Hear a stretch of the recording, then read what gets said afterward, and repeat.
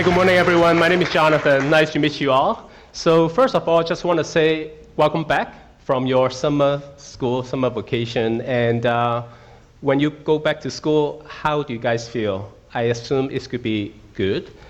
How many of you feeling stress is coming back? Wow, okay.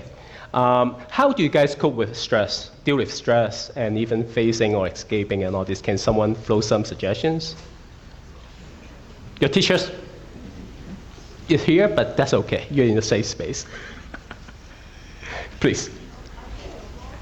Say that again? Play robots? Okay, great. Good.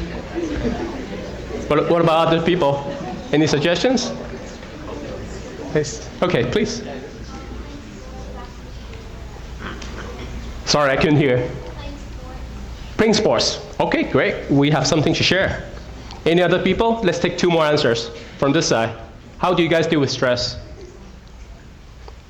Okay, you guys have no stress. All good, great. Instagram, games, Fortnite, that kind of stuff?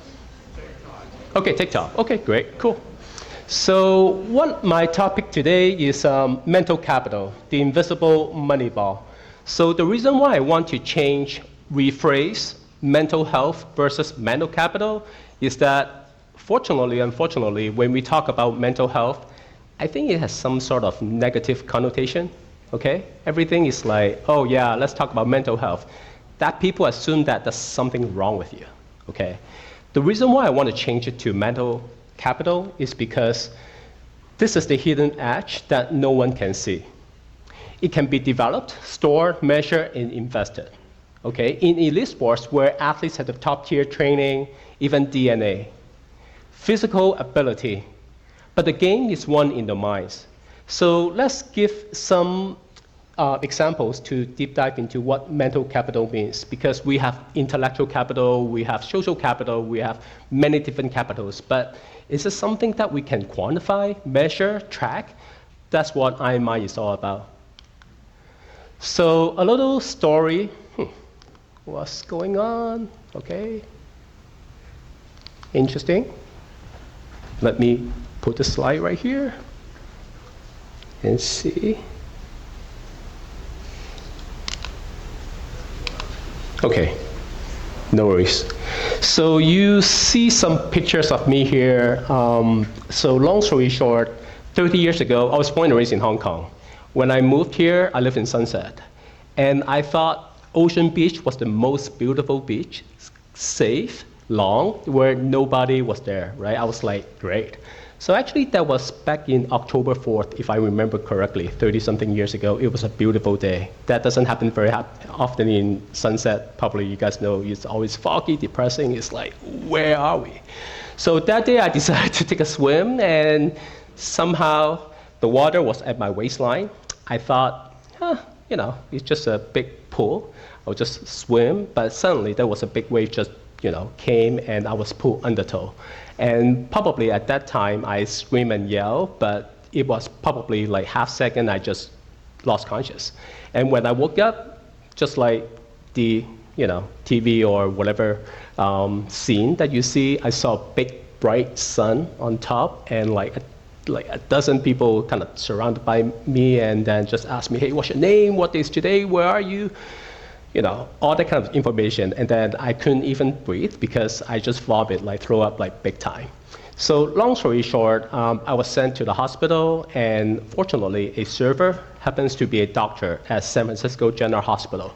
Saw me, and he had a day off that day, and he saw me and rescued me, gave me CPR the whole 9 yards, and I was able to stay in the hospital only for 5 days. And a bunch of needles poked on my hands. So that was a little kind of incident, or that happened. So I had no idea what was the mission. I had no idea why that happened to me. And after that, I finished my college and then get some good jobs, and then I spent 20 years working for financial services. I used to run innovation lab at Visa, Wells Fargo, BNP Paribas, all the big banks, to do a lot of innovations. That means that I call it as an enterprise startup. For example, we started mobile banking probably 10 or actually 12 years ago, and then we did a lot of cool projects. For example, Uber Cash during COVID. For example, how can we deliver cash where everyone stay at home? And we did a bunch of other technical stuff, tokenization, encryption, crypto, right? And some of them that launched successfully, but some of them basically just hitting in the garage. Last 8 years, I actually run this API banking platform. It's an open banking. That means that we break down the banking services into microservices where we partner with a lot of different companies. For example, car companies, how we can streamline the loan process. Probably some of you guys went with your parents to buy cars at the dealership, right? Usually it's a very painful process, a couple of hours, but how we can reduce hours into minutes. That was what we did, right? So we opened up a lot of banking services, the API, loan approval, credit score, and a bunch of things. So that's what I did. And I also filed some patents at the bank. For example, how we can actually encourage our customers to stay more active.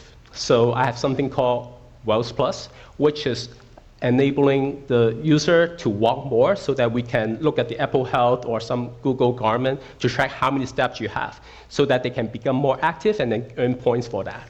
So that was something that I have kind of built in for my professional life, but quickly go over. I thought, maybe I should start exercising because during that time I have 2 boys and I ate a lot of leftovers from them. So probably that's the reason why I gained a lot of weight. Long story short, I started doing cycling. Unfortunately, you see all those pictures with a lot of colors. Actually, I reduced the tone by using Adobe Photoshop already, but that was very colorful. What happened was that when I first riding my bike, I usually, kind of went downhill and then went really fast, and sometimes I ride my bike during the rain, and sometimes, the sun blind my eyes. So long story short, I pretty much learned all the mistakes that I, had. So I ran bike, and then I ended up, meeting a triathlete that said that, hey, you know what, since you've done 2 already, why don't you just swim, and then so you can go with me. And then I'm like, I drowned before, water is something that I don't really want to go back unless I have to take a shower. But other than that, that's pretty much it, not even in the pool. But long story short, I went back to the pool and then I've got my very first wetsuit. And I thought since I spent the money, I may have to just use it, right? So that's the reason why I started doing Ironman. And quickly, fast forward, I overcame my fear and I ended up actually swimming back to the ocean beach, the place where I drowned, to overcome my fear. So I thought that was very interesting, but please, don't try to do it alone because you don't want to repeat the same mistakes. So long story short, after that, I've done probably 12 different Ironmans, escaped from Alcatraz, and in fact, I'll be doing another full Ironman in Sacramento in 4 weeks. So over the weekend, I finished something called Swim Across America. It's a charity race. It's about 2-mile swim from the little marina to aquatic park, and we raise funds for UCSF Mark Benioff Hospital for children with cancers research and all these. So long story short, that's where I found my mission, value, and purpose. I call it MVP, not just minimum viable products. So let's go back to mental health. Okay, let's stick with this. So I think after COVID, we all realized mental health is a thing. Something that we never talk about. Okay, now it's like, hey, you know what? We need to take a mental health break or whatever, right? But on the other hand, for athletes, 500 million athletes worldwide, 175 million struggle with mental health, but unfortunately, less than 10% of them receive some structural support. For example, therapy, medications and all these. And probably we all know that Simone Biles, Michael Phelps, all these folks, they actually spoke out because this is getting more serious. And people, interestingly, realize that this is something is valuable because that impact the performance directly. So I actually came back from Switzerland back in May because my startup got into this Olympic Committee Innovation Challenge. And when I look at one of the pillars, in front of the Olympic Museum, I saw that the first pillar that they have the timestamp that was carved about 130 years ago. But on the other hand, unfortunately or interestingly, Olympic Committee finally put together this mental health guideline about 5 years ago. Ever since Simone Biles spoke out at the Tokyo Olympics, the last one. So as we can see that even sports federations, even someone like Olympics, they have just put together this mental health guideline recently. I was like, are you kidding? So when I look at what the physical investment that we have for all the device, all the gadgets that we have, right, it's more than 150,000 types of gadgets. Mental health, we don't know, but mostly it's done by psychiatrists, psychologists, all the sick care, our system, not healthcare, but mostly sick care, because they will tell you what's wrong with you, how severe that you are. So these are the actionable, I would say the action that you should be taking. So if you look at it that way, that's why I think a lot of athletes, they start speaking out because they realize that when they are trained, when they were 8 or 9, if they start taking medication, imagine the life that they have going forward. So that's the reason why, to me, and also to Ironman, my company, is that we want to justify that if the company, sports team, federation, and even coaches invest into mental health, that means not just the players' health, but also it means money. It means ROI. For example, more fan engagement, more sponsorship, ticket sales, and also faster return to play. So that's the angle that we're pushing forward. So recently, we see that NFL, NCAA, and USTA Olympic committees, they all have mandate. Mental health check-in is a mandatory. So it's no longer a nice thing to have. So regardless of what sports that the players play, that means that you have to kind of check annually. So if that means that the market size is pretty big, I'm going to skip that. I don't know if there's a way we can...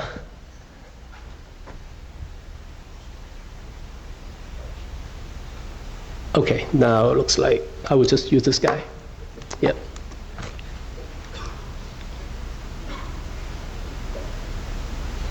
Let's do that. So what we do is that we create something called Grid OS. It's an operating system, if you will. Basically, it's an AI agent that can ingest data such as heart, lung, VO2 max, voice, computer vision, different stress signals, so that we can ingest into our system. And then we basically, upload the data onto the cloud, transform this data along with mental health assessment, daily check-in, and different things. And then we have something called Grid Score. Basically, it will tell you where you are in terms of your grid, the mental state, so that we can trigger a lot of actionable insight to tell you if someone wants to see a psychologist, right? For example, if someone wants to hurt themselves and all this, right? Hey, you know what? Try not to use AI.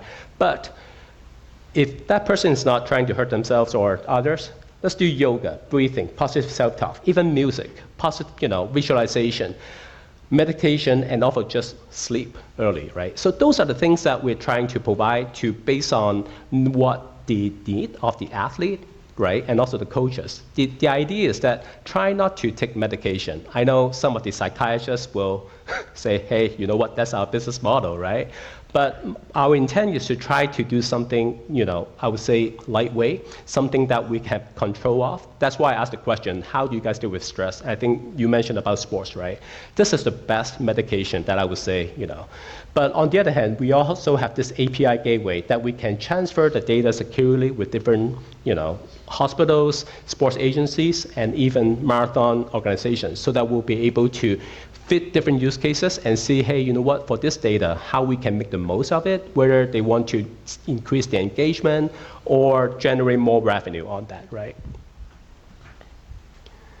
So let's talk about what exactly we're trying to do. When we talk about STEM, so I want you to wear a hat that if you want to build something similar, right, what exactly the problem that you're trying to solve? For us, we're here to quantify something called mental capital. It's a long-term investment. It's built through training, habit, and life experiences, right? On the other hand, mental currency, this is short-term. This is daily thing that you can control. So specifically, what we're measuring is that competency, character, coping, control, consistency. I call it mental capital because these are the things that no matter where you are, what job that you're facing, what kind of challenges that you deal with, right? These are the things that will support you and propel you to the next level. And confidence, clarity, commitment, connection, contribution, these are the things that you need in a daily basis. And those changes, right? For example, if you go practice swimming or tennis or whatever, right? I don't think, even going to school, I don't think you will have like, hey, you know what? I'm very very excited today, every day. I think we have, kind of ups and downs moments. So that's what we're trying to measure, is that how we can actually identify the early signal so that we'll be able to provide some actionable insight. So right now we're partnering with different companies and also, sports agencies, and also potentially some larger federation teams as well. And this is my team, and we have a chief medical officer from UCSF and also a couple other people from AI community governance and different areas. So we just basically launched the company last year, but within 13 months, we are able to get into different startups. So I've been pitching pretty much everywhere from Palo Alto to Hong Kong to Taiwan, Switzerland, and in about 4 weeks, Yes, in a month, I'll be going to this Draper University, which is started by Tim Draper as a accelerator program. So what I'm trying to say is that if you have some good idea, try to launch it early, and then try not to be afraid to commit yourself to different, say, pitch event on stage and all this, right? Because you never know the people that you'll be meeting, and also some inspiration, some feedback that you'll be receiving from other people. So those are the interesting journey that I've had. And the people that we work with, as I mentioned, we got some funding from different organizations, and also we currently partner with a Japanese company that actually is testing out the stress device that we have in here. So, and also working with hospitals and different areas. So what I'm saying is that while you're building the product, think about what kind of, who are the potential partners that you want to work with.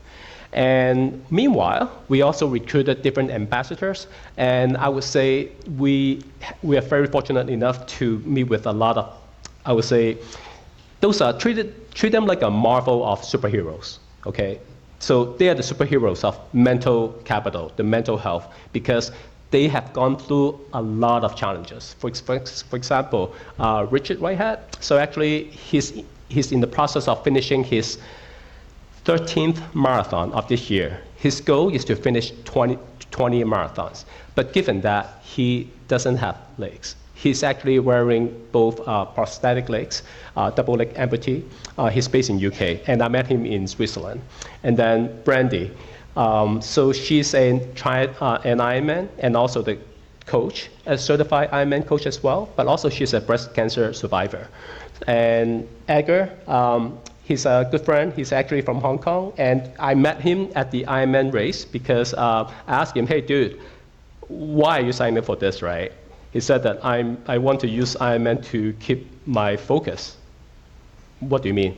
Because this guy he actually raced in Le Mans, so probably you guys know that it's a 24 hours race.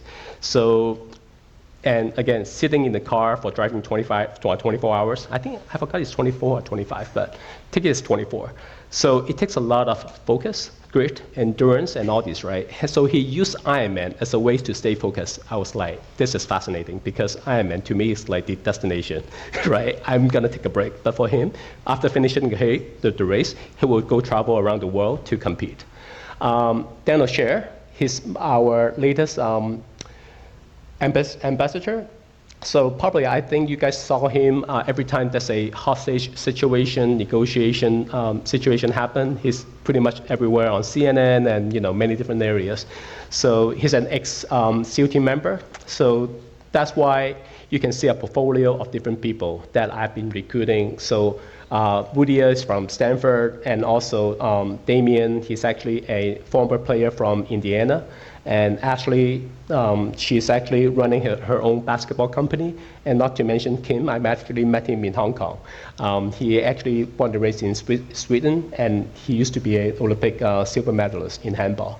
And right now he's doing a lot of AI research. So what I'm saying is that right now you guys have just started your journey. So try not to position or limit yourself to one role, right? That's always, for example, if you want to be in sports, pick 3 and then choose one later on. And then if you want to become a scientist or researcher and all this, right, try not to limit yourself into one specific domain, because when you go to college or start your own company or work in different top corporations, right, your skill will expand exponentially. So let me see what it means to you. So since I've done Ironman, so I try to simplify everything into 3 things, okay? So start your PMF, product, founder, market fit. A lot of people say product market fit or founder market fit. I think right now, my experience in the past, my startup journey is that I always focus on this triangle and try to see how we can leverage the product in terms of benefit, feature, pricing, place, location, all that kind of good stuff into something, into your own passion, your own journey, your previous experience. It could be your strength, or it could be your weakness. It could be a setback. It could be your, something new invention. So try to leverage that, because I'm sure that every one of you have your own story. Every one of you have your own challenges are still facing or being solved. So use that as your, I would say, just your strength. Define your MVP. I call it mission, value, and purpose. Again, on top of minimum viable products, find out what your mission and value and purpose is. My MVP is very simple. I'm here to give, live, and love. So those are the 3 things that I do pretty much on a daily basis, because I realize that I've done something interesting, amazing. I've pretty much, I would say, for family and many different things. So anyway, give, live, and love. That's my motto. But I hope you will be able to find your MVP. Last but not least, implement your OIC, and I call it ownership, initiation, and commitment. Since I spent 20-something years at the corporate world, those are the things that is tremendously lacking in the corporate world. So every time I hire or sometimes fire people, I will always say this. Remember, OIC is my KPI. Okay, those are my key performance indicator. I'm not looking at your LinkedIn profile. I'm not looking at your, or your skills and education or some other areas, because I think by the time the recruiter has vetted all these qualifications and the background, I think pretty much everyone is kind of filling the job. But what specifically the manager and also as a peer is looking at is the OIC. Same stories that I told my kids. And so Ethan and Jaden, they are in college right now. So this is how actually I kind of, guide them and say that ownership, all the mistakes that you made, not all the success, you own it. How many of you guys know David Goggins? What's his motto? Stay hard. Right? So I think this is one way, but on the other hand, think about your own model. My model is OIC, okay? That means that when you try to take a challenge or finish a homework, right? If you even need to wake up, say 5 o'clock in the morning for whatever reason, or go to school on time, right? Take ownership. Try not to say that, oh, the weather, the traffic, my parents didn't wake me up, or my brother or sister, because that still happens, right? So take ownership of all the mistakes or all the success that you have, because once you own it, no one can take it away from you. Initiation. Ask people, I would say especially, ask and also talk to different strangers or talk to different people to get some ideas. For me, in the banking term, identify the risk early and then identify the mitigation, right? So that we can do the risk analysis, so that we can do the scoring and all that kind of stuff. If you look at sports, right? How many of you guys have tried to do marathon? Oh, wait, oh, okay. So when do you guys, when did you wake up with the, on the race day? 4:30, right? Yes. So, question, before you do the race, did you pack everything on that morning, or you pack everything the day before? Exactly, right? So take initiation. For example, if you want to do something, plan ahead. always work toward the timeline. So packing is the most joyful steps for me because all the hard work should be done. For example, if you train for a half marathon, probably you need to start training like 2 or 3 months before if you want to train a full marathon, right? If you want to feel run comfortably, right? Probably 3, 4 months, right? So those are the things that you want to work backwards. And last but not least, commitment. Plan the race, race the plan. So that's what I always kind of keep in mind is that if you want to do something, you plan ahead. And on the day of doing something, you just go make it happen. And then that's why, raise the plan and plan the race is very critical. And so OIC is something that I always ask to people. And at the end of the conversation, I will ask, do you see? Do you see? Okay, I think most people will say, oh, I see. So I hope you can remember the conversation, the interaction, because if someone say, oh, yes, oh, I see, that means that that person already committed, something that we already discussed. So this is my QR code. Feel free to scan and connect on LinkedIn if you have any questions. I actually want to show you some pictures as well. So I finished this race 2 years ago, and 2 and 3 years ago, and then that's the one in Sacramento. And I want to show you also the pictures of my 2 boys. So Ethan, the older one, is in USC right now, and Jaden, the younger one, just got into Stanford. So we all finished this marathon as a team, and interesting enough, Ethan, he actually ran with us on the race, and 4 days before the race, he actually pulled all his wisdom teeth. So his face was completely swollen. But on that day, he was gonna say, hey, you know what, maybe I'll just skip and you guys go run. But at 3:30 in the morning, right, back to that morning time, he said that, hey, Dad, can I run with you? Because I feel like that I can do it, and also he'll be going to college that year. So he really wanted to kind of finish that. So those are the kind of experiences that I have. And also 2 days ago, as I mentioned, I finished something called Swim Across America. And then since I have a race coming up, so after finishing the swim, I actually ran across from the Presidio to Sausalito and then round trip. So it was a good half marathon on that. So this is something that I want to share, and I'm sure that you guys have any questions. And also I can share with you some of the tips and tricks when you have planned to apply for different colleges, because I went through the process of the application, all different questions, and so it was a good teamwork. So that's pretty much it.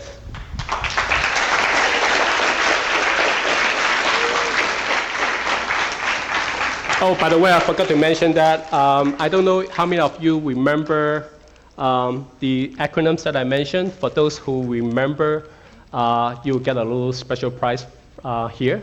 So maybe I'll just ask a question. How many of you remember what PFM is? Product, founder, market. There you go.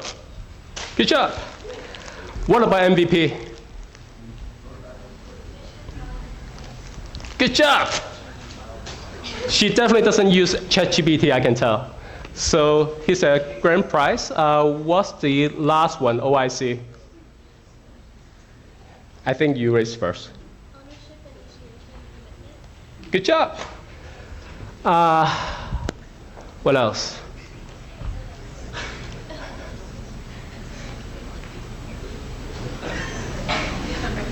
I have a bunch of acronyms. I think I mentioned KPI, but it's too easy for you guys, right? You have something to say? No. Say it again? Nothing. Okay. All right. So I want to, you know what? Can someone tell me what's your MVP and explain why? Stand up if you don't mind. Yes.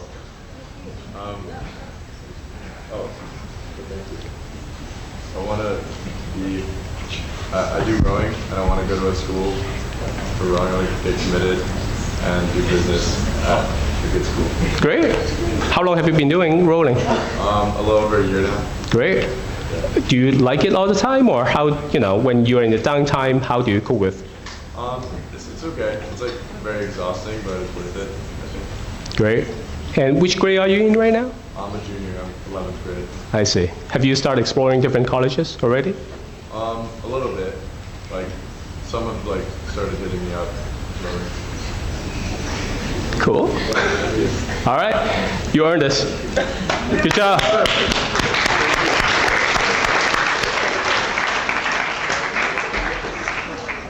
Yeah, so feel free to ask me any questions.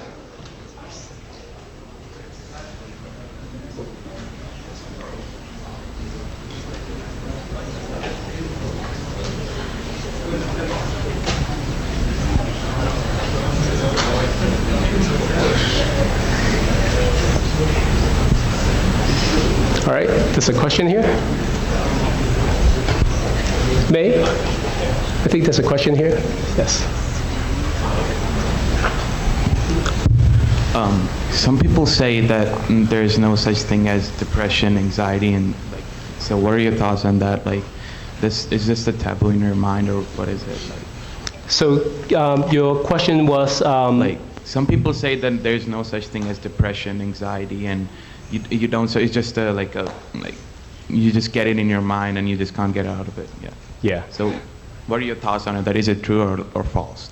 So the question was, some people say that there's no depression, anxiety, or OCD or some other syndrome, right? But other people say that, hey, you know what, these are the things that is listed on the DSM-5, the Psychology Bible, right? So what's my thought?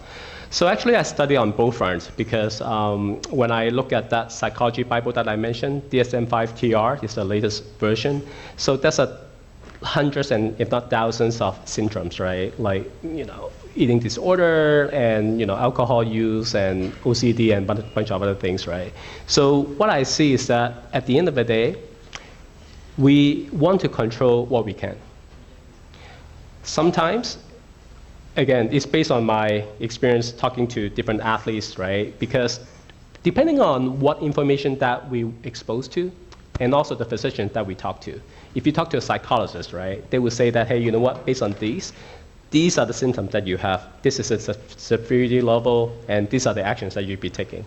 Psychiatrists is always, they prescribe specific medication, take Zoloft, and different things. So think about why that person is saying this stuff to you. Again, if you have some medical emergencies, yes, definitely see a clinician, right? But again, instead of giving 100% empowerment or letting go your control to even a physician, right? Try to think about what kind of things that we can control, right? I think at the end of the day, it's all about mindset. So if you look at how they evaluate depression, anxiety, they have different instruments called, GAD-7 and also PQ-9. Basically, it's a survey, right, with 7 questions and 9 questions, right? Sometimes I feel like that's it. If I answer those questions correctly or incorrectly, then people will say that, hey, you know what, I'm diagnosed with this. Of course, they will do a lot of validation and conversation as well. But to me, instead of focusing on what's wrong, why not focusing on what's strong? So that's the model that I want to pivot, is that, instead of talking about mental stress, mental, health or whatever, why not focusing on the mental capital, something that we can control, train, and also invest. So that's what I'm looking at. But thank you for your question. Yes? How do you find your mission and purpose? How did I find my MVP? What recommendations do you have for other people to find theirs, if they haven't found theirs yet? Thank you for asking that question. To give you some background, I was born in a pretty large family. I have 5 sisters, 1 brother. I happen to be the youngest one in the family. So look at your family background, your education, your journey at work, and different things, right? I would say it's pretty much leaning toward your personalities, right? For example, if someone is introvert, extrovert, and also there's something called ambivert, right? It could be in the middle as well. So back to your question, how I find my MVP is that through a lot of unfortunate events, I call it, alternative blessings, right? For every time I went to ER, and then I'm like, darn, what happened? One time, 4 weeks before the race, I actually hurt my ankle. So the physical therapist told me that, hey, you know what? You should probably skip that marathon, right? Because probably you will even get worse when you're mile 24 or something, right? So I'm like, okay, so how do we fast track the recovery process? So what I'm saying is that every time I got injury, probably you saw the pictures, right? So I have a broken collar here. I torn my PCL and some scars here. That's why I have a little tattoo to cover. So what I'm saying is that I got my MVP mostly through my setbacks. You think about the root cause, and you think about, I would say, petition, use 80-20 rules. Have you guys heard 80-20 rules?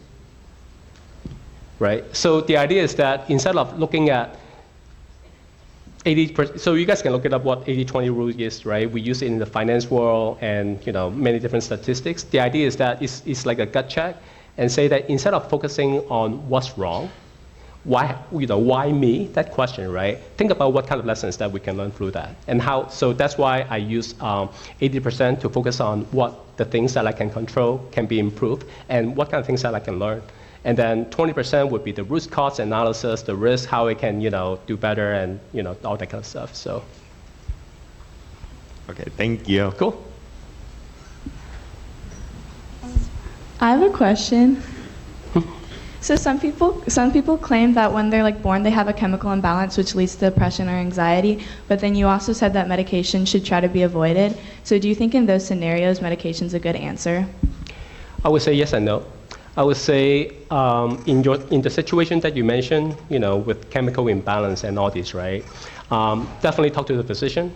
I'm not a trained physician, but I know actually I have my chief medical officer here to tell us that, for example, if you have some known effect, doing a lot of analysis and all this, right? Sometimes medication is the good way to go. But my specific focus is that if someone trying to, with a lot of unknowns that they can have control of, right? Try to avoid, severe medication because usually, again, just saying this from my experience, right? I don't want to create dependencies. Right? For example, if you know that the medication you only take it for 2 months, take for instance, right? Usually after that, people will be aware of that, I stopped taking that medication. But the worst situation happening is that if someone experiences the same symptom, right? And also the medication is here, right? That person may be potentially immediately take the medication again. So that's something that we try to avoid because depression is very interesting in the sense that it is invisible and we don't know when it will come back again. For example, we could go back to a place, coffee shop, listen to music and all this, right? So those are the kind of areas that we want to focus on. So that's the reason why I really want to focus on mental capital is that the things that we want to build a habit, especially. For example, waking up early. Probably you guys can see a lot of TikTok or Instagram saying that someone wake up at 4 o'clock in the morning and put the ice bath and put the face on by using the Saratoga water, right? Anyway, yeah. All right, cool. Thank you.